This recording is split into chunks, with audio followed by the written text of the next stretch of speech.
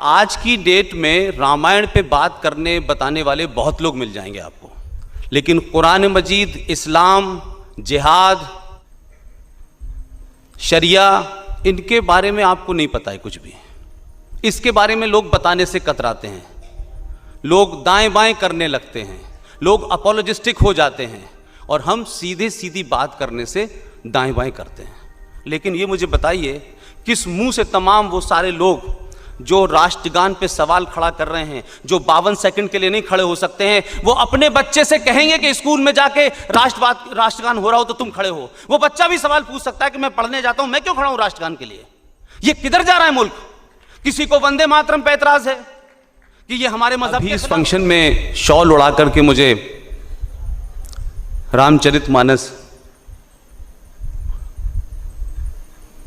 मुझे लगता है कि मैं जब अलीगढ़ से छोड़ के आया था तब हमारी माँ कुछ रामायण वगैरह पढ़ा करती थी। उसके बाद पहली बार मुझे किसी सार्वजनिक फंक्शन में रामायण दी गई है और आप यकीन मानिए मैंने अपने जीवन में कभी रामायण पढ़ी नहीं, सिर्फ सुनी है। लेकिन मैं दिल्ली से यहाँ तक मेरी मेज़ पे कुरान मजीद रखा हुआ है, वो मेरे पास रहता है, क्योंकि आज की डेट में रामायण पे बात करने बताने वाले बहुत लोग मिल जाएंगे आपको,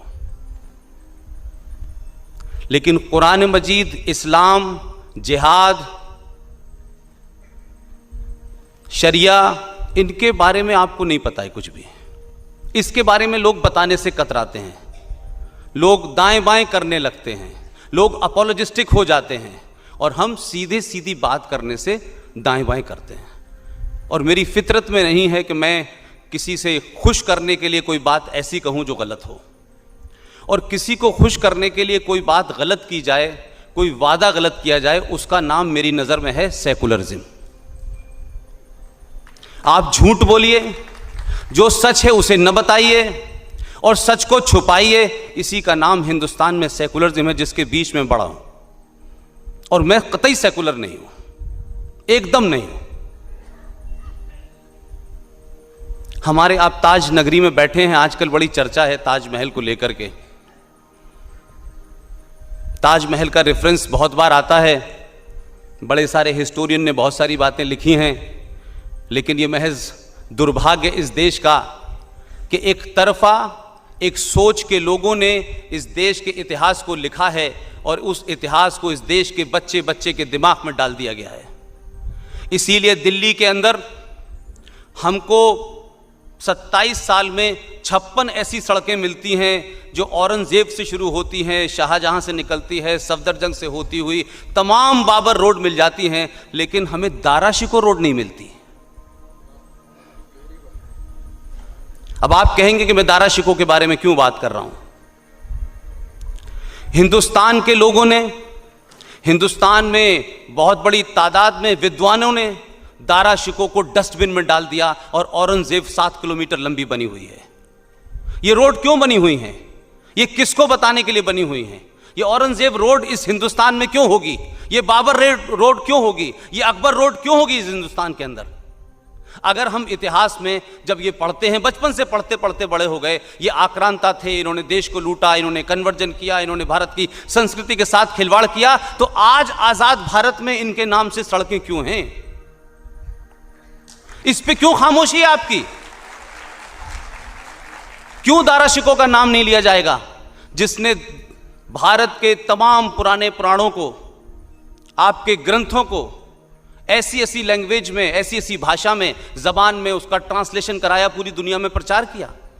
क्योंकि वो मुसलमान होते हुए उसने काफिर का काम कर दिया था, इसलिए उसका नाम नहीं लिया जाएगा। इसलिए जिन्होंने गर्दनें काटी हैं, जिन्होंने कर्जबंद किया है, जिन्होंने बलात्कार किए हैं, जिन्होंने लूट की है, जिन्होंने इस देश के बहुसंख्यक लोगों को बेइज्जत करने के लिए हर शहर के अंदर, हर गली के अंदर मंदिर को तोड़ के मस्जिद बना दिया गया, इसलिए उनका नाम लिया जाएगा।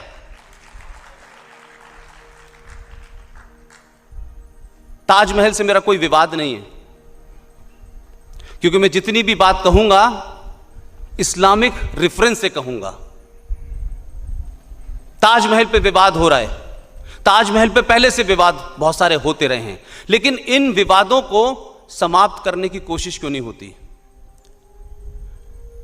अगर ओक साहब ने अपनी किताब में ताजमहल के बारे में लिखा है तो इस देश के बहुत सारे लोगों को वो पसंद नहीं आएगा, क्योंकि ओक साहब ने वो बात लिखी है जो कुछ लोग यकीन नहीं करना चाहते। और रोमिला थापर, आर.एस. शर्मा, इरफान हबीब की हिस्ट्री को पढ़ने के बाद इस देश के बारे में लोग कहते हैं कि हमें इसी पे यकीन करना है। ताजमहल है क्या? सुंदरता का प्रतीक है, समझ में आता है, लेकिन ताजमहल तो किसी की कब्र के लिए जाना जाता है। कब्र है ना, वो मकबरा है ना किसी का। बताएं है कि नहीं मकबरा? मकबरा ही है ना। ये बात अलग है कि वो सुंदर है, खूबसूरत है, आपके अजूबों में आता है, ये एक अलग विषय है। क्यों इस देश के अंदर ताजमहल की बात होगी, वंदे मातरम की बात होगी, राष्ट्रगान की बात होगी, गाय की बात होगी, तो उसको हिंदू मुस्लिम में बांटा जाता है? इसलिए कि एक वर्ग चुपचाप हो जाता है और दूसरा वर्ग खड़े होकर के चिल्लाने लगता है। क्या वजह है इस देश के अंदर कि हम फलस्तीन के अंदर मुसलमानों के ऊपर अगर गोली चल रही हो इजराइल की तो हम जाग जाते हैं? क्या वजह है कि वही तमाम सारे लोग जो फलस्तीन में होने वाली मौतों पे चिल्लाते हैं, वो कश्मीर के अंदर पंडितों को निकाल दिया जाता है तो खामोश क्यों होते हैं? ये जो सेलेक्टिव मेमोरी है कराची के अंदर, अभी अफजल भाई से लेकर तमाम लोगों ने रेफरेंस दिया, कराची में जब ये भारत पाकिस्तान बटा तो ईस्टर्न यूपी से खास तौर से बहुत सारे लोग वहां जाके बसे, और वो सब उर्दू स्पीकिंग लोग हैं, उन्हें मुहाजिर कहा जाता है, जैसे हिंदी में शरणार्थी कहते हैं। अभी हाल में आप तमाम, मैं इसी सारी बातें आज के रेफरेंस में इसलिए कह रहा हूं कि आप उसको ज्यादा बेहतर समझ पाएं। रोहिंग्या मुसलमानों के मामले को आप सबने इस देश में देखा, टेलीविजन पे देखा, बहस में देखा, बड़े प्रदर्शन देखे, कोई देश को हिलाने वाला है, कोई संविधान को तोड़ने वाला है, कोई भारत की चूल्हे हिला रहा है, ऐसे ऐसे नारे लग रहे हैं। लेकिन मैंने इस देश के अंदर अलीगढ़ मुस्लिम यूनिवर्सिटी से लेकर दिल्ली के 30 साल के सफर में मैंने यह कभी नहीं देखा कि कराची में 27,000 मुसलमानों का कत्ल वहां की फौज ने किया, लेकिन एक प्रदर्शन नहीं हुआ, यहां के मुसलमानों ने भी नहीं किया। क्या कराची में मरने वाले मुसलमान का धर्म कुछ अलग था जो फलस्तीन में मरने वाले का अलग है? और वो जो लोग कराची के ऊपर नहीं बोलते वो रोहिंग्या मुसलमानों के लिए परेशान होते हैं, नारे लगाते हैं, धरना करते हैं, प्रदर्शन करते हैं, देश के साथ खिलवाड़ करने की बात करते हैं, संविधान को उड़ा देते हैं, फौज को गाली देते हैं। ये मुखौटा और मक्कारी कैसी है भाई? और क्यों है?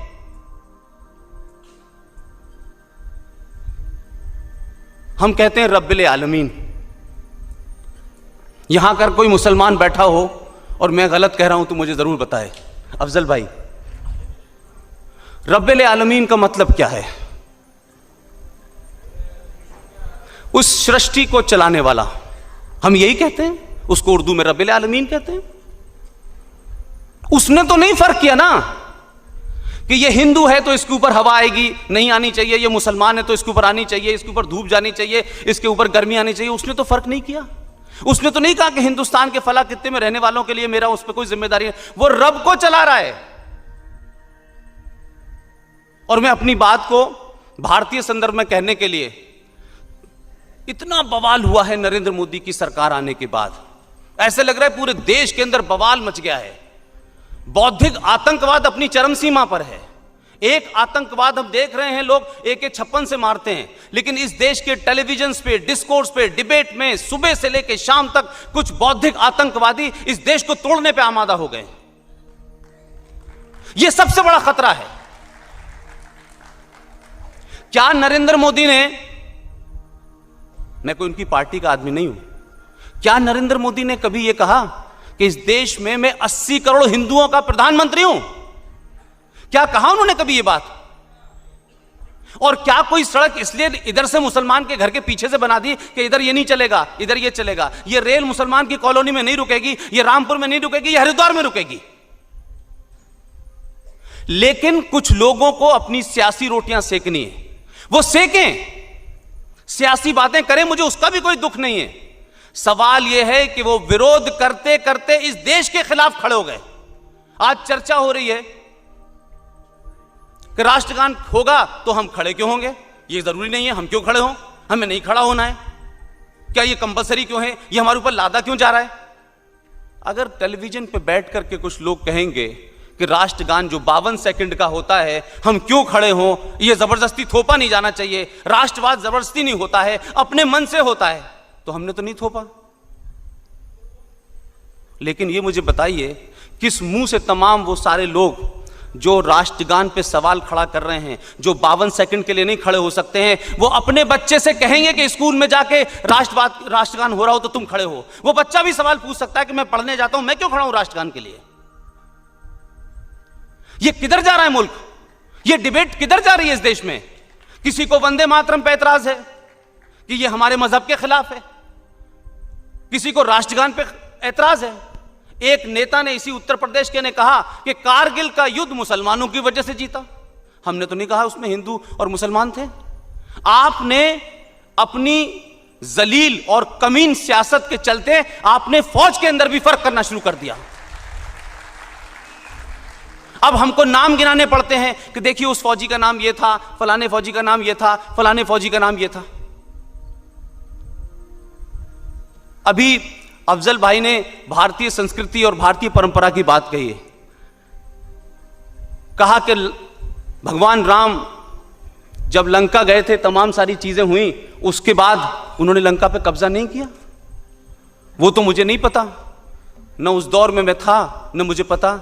लेकिन इस हॉल में बहुत लोग ऐसे होंगे जिन्हें सन 1965 और 71 का युद्ध याद होगा।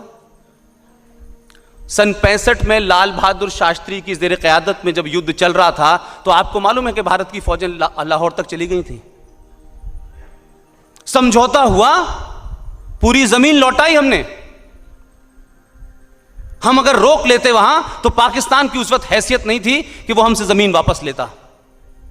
लेकिन यह हमारा इतिहास है, यह हमारा माजी है, यह हमारा कल्चर है कि हम जमीन कब्जाने नहीं गए थे।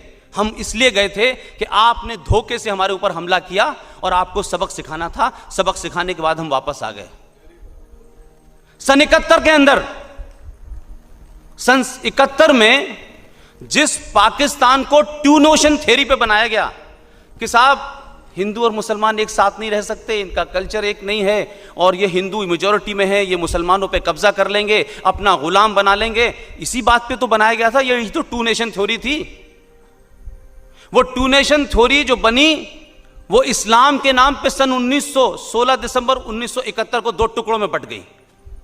और पता चला कि कुछ पंजाबियों ने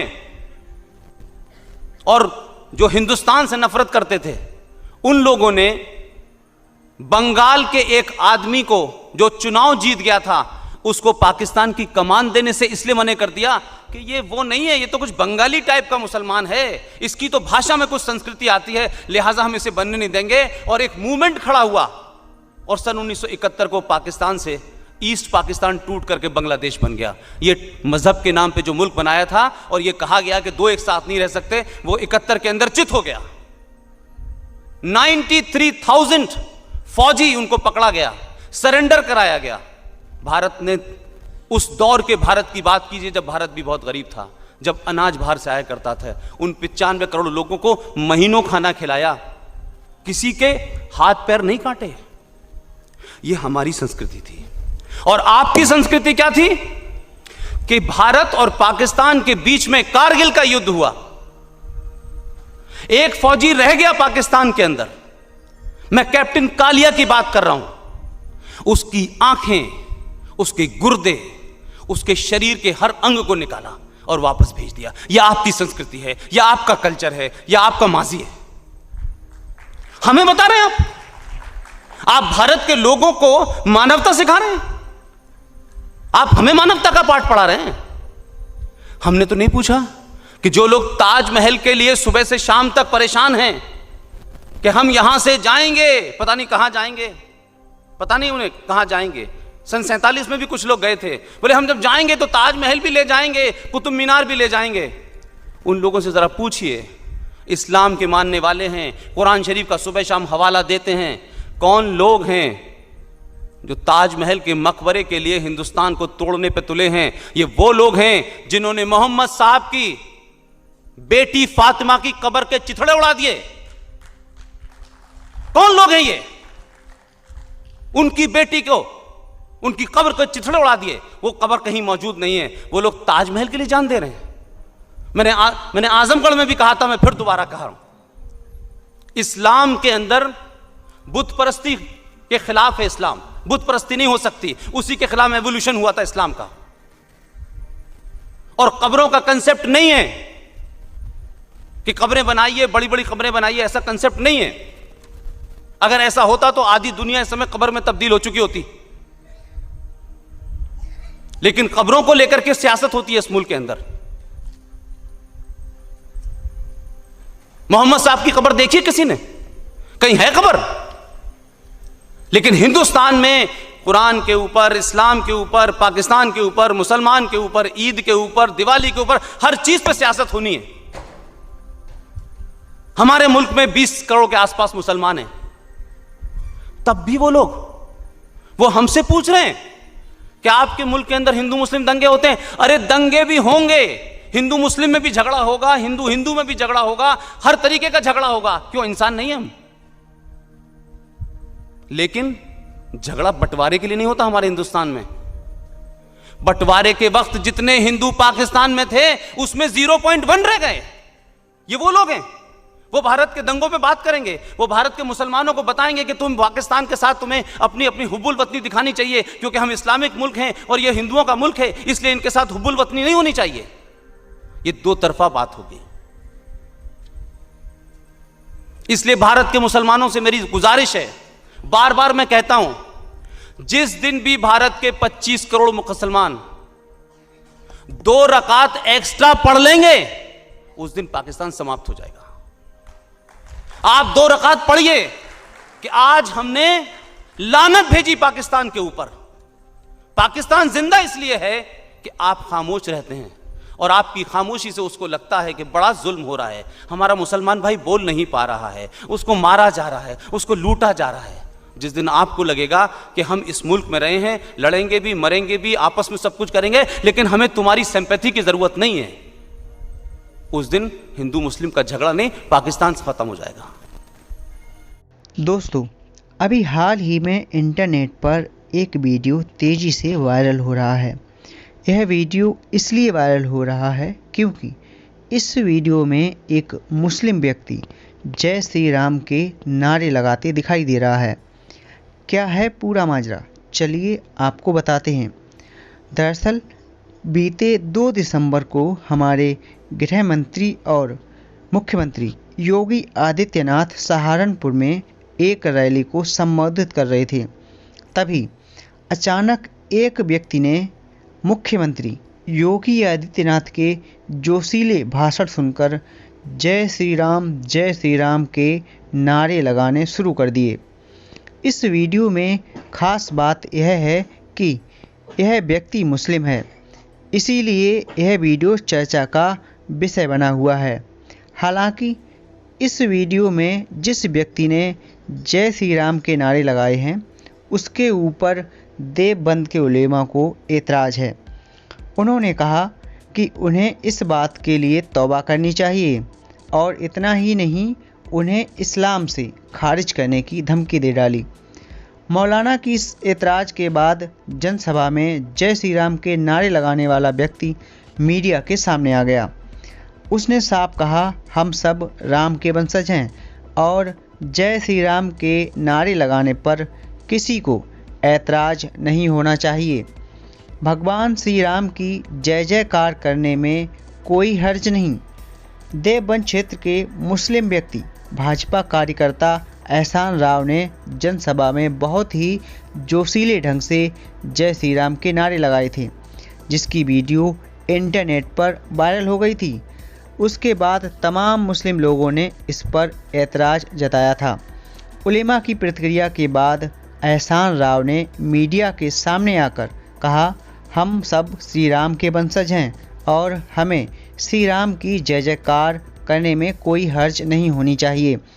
जिस मुल्क में हम रह रहे हैं उसकी जय जयकार करनी चाहिए। मेरे नारे लगाने पर कौन क्या कह रहा है इससे मुझे कोई फ़र्क नहीं पड़ता और किसी भी मौलाना को मुझको इस्लाम से खारिज करने का कोई अधिकार नहीं है। दोस्तों, उम्मीद करता हूँ आपने पुष्पेंद्र कुलश्रेष्ठ जी को ध्यान से सुना होगा। हम अपने चैनल पर लगातार ऐसी वीडियो लाते हैं जो हिंदुत्व को बढ़ावा देती हैं, जो हिंदुत्व को आगे बढ़ाने के लिए प्रयास करती हैं। इसीलिए आप हमारे चैनल को सब्सक्राइब अवश्य करें। मिलते हैं किसी अगली वीडियो में, तब तक के लिए जय हिंद, जय भारत।